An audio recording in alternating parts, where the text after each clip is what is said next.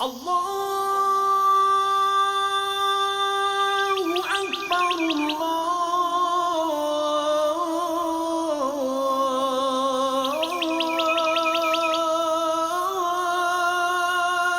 Ekber.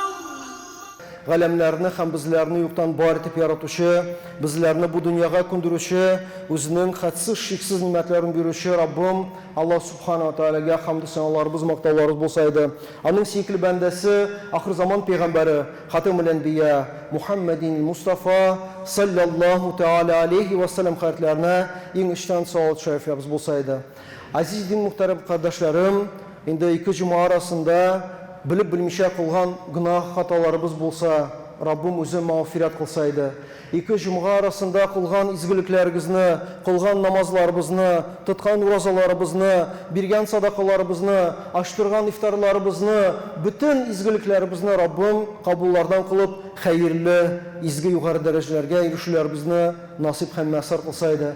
İki cuma arasında мәңгі болған, бақи болған дүнияға көшкен дин қардашларыбызны Rabbim өзі мағфират қылып, енді Жәннәт Фирдаус бақшаларына кірсайды. Рамазан айының фазилеті турында бүгін bizning va'zimiz bo'lacak. Alloh subhanahu va taolo menga xayrli tilashlar berib sizlarga da mana bu silanishak va'zlarga amal, ibodat qilishni nasib etsin.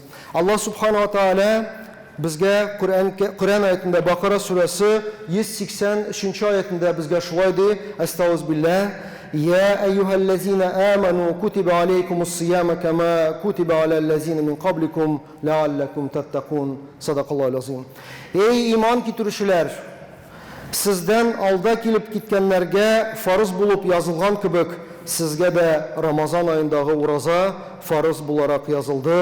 Balki ochliq yordami bilan gunohlardan saqlanib, taqvolik yerlaridan bo'lursiz deb ayta Alloh subhanahu va taolo bu Baqara surasi 183-oyatida. Va qala alayhissalatu vassalam: "Man sama Ramadanan imanan va ihtisaban, g'ufira lahu ma taqaddama min zambihi." Ham Peygamberimiz alayhissalatu vassalam hayotlarida bizga o'zining bir hadis sharifida bizga shulay ayta: kimda kim shin ko'ngildan Alloh taolaga shin iymon etgan ravishda Ramazon oyining urozasini tutsa, g'ufira lahu ma taqaddama min zambihi. O kişinin de Allah Teala bütün günahlarını gaffu eder deb ayta. Bir başka versiyada ayta: "Men qama Ramadanan imanan va ihtisaban, g'ufira lahu ma taqaddama min zambihi." Kimda kim shin ko'ngildan Allah Teala'ga shin iymon keltirgan ravishda qama, ya'ni tungi namozlarni o'qisa, ya'ni taravih namozlarini o'qisa, Ramazan ayında g'ufira lahu ma taqaddama min zambi, Allah Teala ol kişinin bütün günahların yarlıqar g'affu etar deb aytar. Mana bizga Ramazan ayının shulay aytib bir ko'p ta'on hadislar bor Peygamberimizdan alayhissalomdan, hatta Alloh Teala Qur'on oyatlarida da bizga aytar: "Vel musta'firina bil ashar" deb aytar. Allah Teala Ali İmran surasi 17-oyatında, ya'ni hem sahar vaqtlarında istiğfar qiluvchilar deb aytar. Ramazan ayının hem kunduzi hem tuni barakatli. Hem kunduz biz agarda hozir masalan uroza tutsak, onun kunduzigina bor. Kunduz tutgan urozaning savobini olamiz.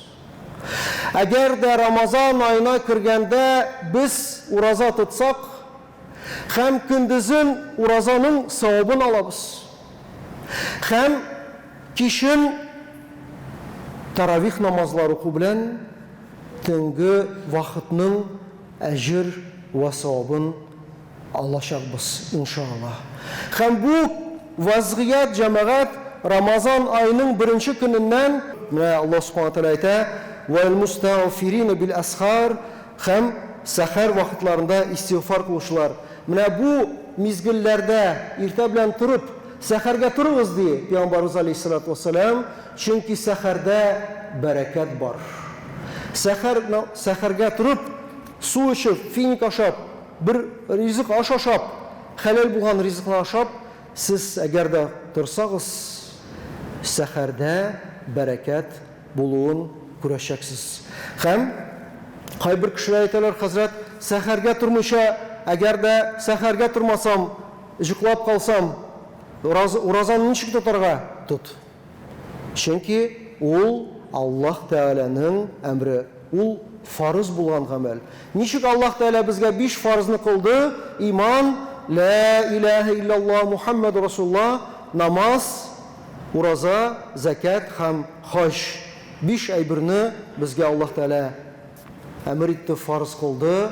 Һәм без әгәр дә исән булып та, әгәр дә үзебез акылыбызда булсак, мусульман булсак, Рамазан айына кергәндә ураза тоту безгә фарыз булып санала.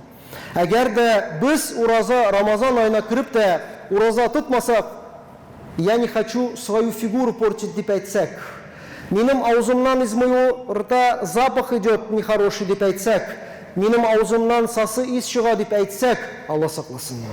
Алла сакласын, зур гынахка керәбез.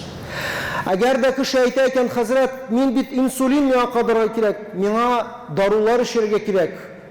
Аллаһ Тәгалә безгә мәрхәмәтле һәм шәфкатьле. Аллаһ Тәгалә рөхсәт итә, әгәр дә син әгәр дә врач, мусульман врач әйтә икән, апа, абый, син ураза тотмасаң, сиңа яхшырак була, сиңа уколлар кадырга кирәк дип әйтсә, әгәр дә шул врачның сүзе булса, ул вакытта мөмкин ураза тотмаска. Әмма ләкин тотмаган һәр көн ураза өчен без фидия бирергә тиешле. Бер көндә бер кешене туйдырырлык, факир мискинне туйдырырлык без фидия бирергә тиешле. Кеше, хәзрәт, мин 30 көнне дә тота алмыйм. Мин тота алмыйм. Мин операциядан чыктым, әле генә миңа укол кадәргә кирәк, миңа су эчәргә кирәк, миңа дару эчәргә кирәк дип әйтә икән, анарга мөмкин тотмаска уразаны. Анарга укол кадәргә рөхсәт ителә, әйе. Анарга шул кешегә фидияны, откупны дип әйтәбез. Фидияны бирергә тиешле. Кемнәргә? Мискиннәргә, факирләргә, ятимнәргә, мусульман булган кардәшләребез шундый менә сыйфатларга, әгәр дә может сезнең күршегез шундый сыйфатка ия буладыр. Может күрше фәлән Әминә апа, яисә Фатима апа күрше подъездда, бәлкем аның ризыклары юктыр. Аның янына кирип, Фатима апа, Әминә апа, менә мин ураза тота алмыйм, мин үземнең фидиямны менә сезгә бирәсем килә дип бирсәгез, бәлкем хәерлерәк булыр. Һәм әгәр дә кеше Рамазан айына кирип тә, исәнлек саулык бар, мусульман Рамазан айына кирде, әмма ләкин ураза тотмый. Нишләргә? Зур гынахка керә торган була. Ул кеше гынахка баткан була.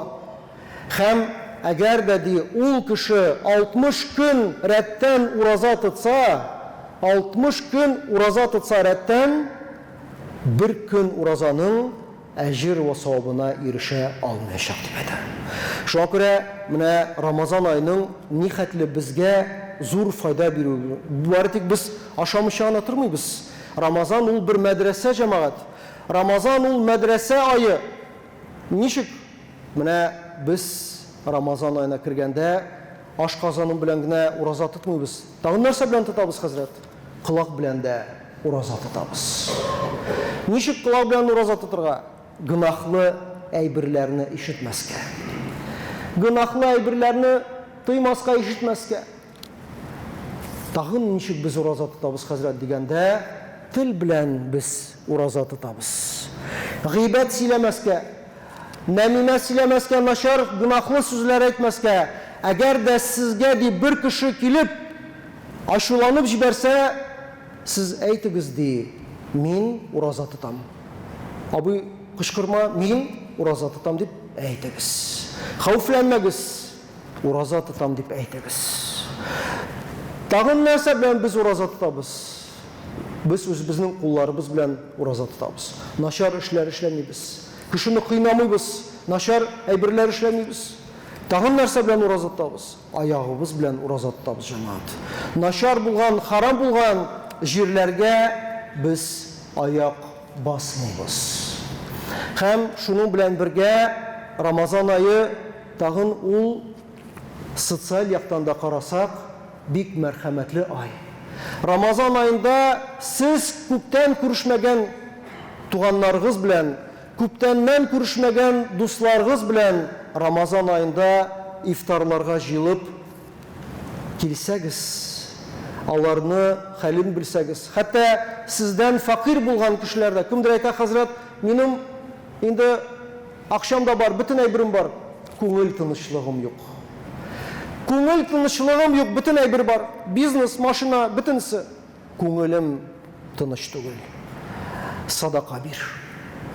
Садака бир, факир булган, мискин булган бер әбигә, бер бабайга бер садака бир.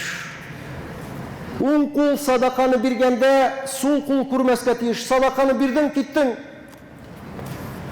Һәм ул садака бәрабәрендә Аллаһ Тәгалә синең күңел тынычлыгын бирер. Һәм ул әбигә кара, ул бабайга кара, улым, әйт әле, исемең ничек әле? Синең әтиеңнең исемен ничек әле? Мин дә дуа кылыйм әле дип әйтсә, ул әби бабай җылый-җылый. Аллаһ Тәгалә ул кешенең дә дуасын кабул итә. Һәм безгә Рамазан айы мәдрәсә итеп тагын бик күп шулай нигъмәтләрен бирә, безгә бәрәкәт бирер.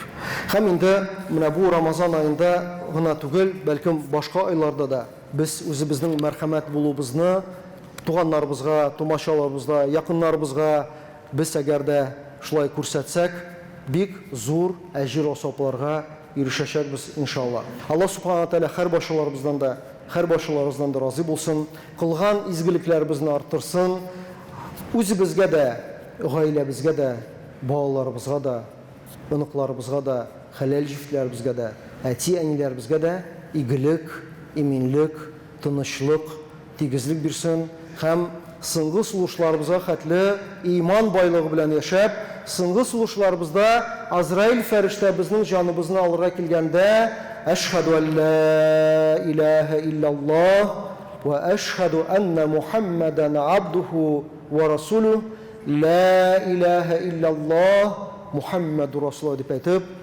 рахмәти рахмана, Аллаһ Тәгаләнең рахмәтенә ирешергә насип һәм ясар кылсын.